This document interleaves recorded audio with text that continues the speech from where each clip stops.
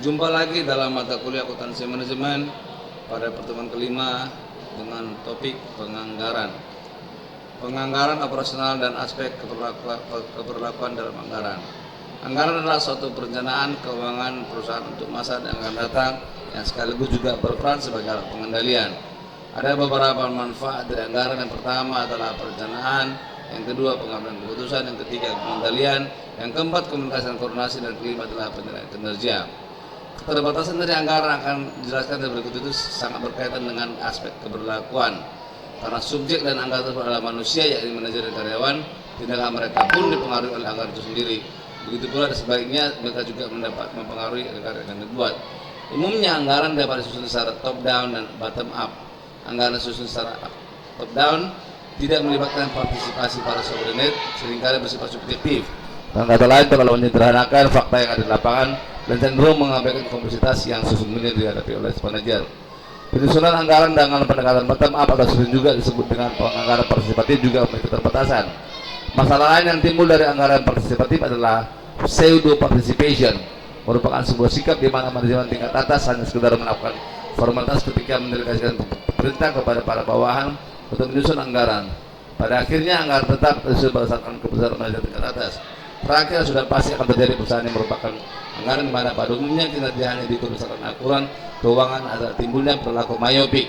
Pada intinya perilaku tersebut mengakibatkan seorang cenderung mencari jalan pintas untuk mencapai sebuah target yang mungkin akan berhasil, tapi hanya untuk jangka pendek. Jangka panjang yang justru menimbulkan efek negatif. Master anggaran merupakan rencana keuangan komprehensif perusahaan. Master anggaran dikatakan prinsip karena di anggaran dibuat mencakup dua komponen, yakni anggaran operasional dan juga dengan anggaran operasional dan anggaran keuangan.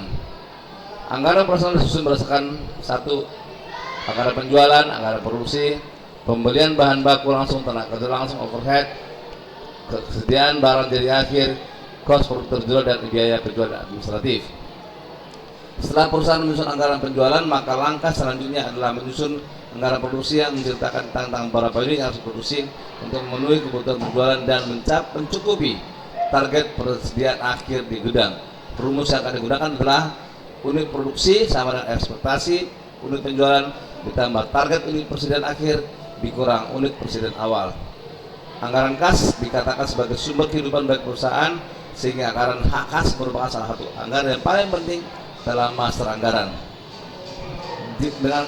Kalau kita tidak melakukan dengan baik pengestimasian dalam kas anggaran tersebut, maka bisa dikatakan perusahaan bisa gagal dalam menentukan estimasi waktu kapan anggaran keluar dan kapan anggaran masuk.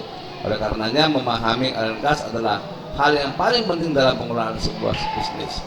Ada 5 bagian utama dari anggaran kas, yaitu penerimaan kas atau kas yang tersedia, pengeluaran kas, kelebihan atau kekurangan kas, pinjam atau pendanaan, pembayaran kembali, dan saldo akhir. Anggaran kas akan membantu pengambilan keputusan perusahaan berkaitan dengan kas. Anggaran neraca merupakan pro forma neraca yang berisi tentang informasi kedudukan aset, kewajiban, dan ekuitas. Anggaran neraca disusun dengan menggunakan input dari neraca pada akhir. Beberapa anggaran personal, master anggaran saling memiliki keterkaitan satu sama lain. Demikianlah pertemuan yang saya berikan. Anda harus mengerjakan tugas dan juga diskusi yang sudah dilampirkan. Terima kasih, sampai jumpa pada pertemuan berikutnya.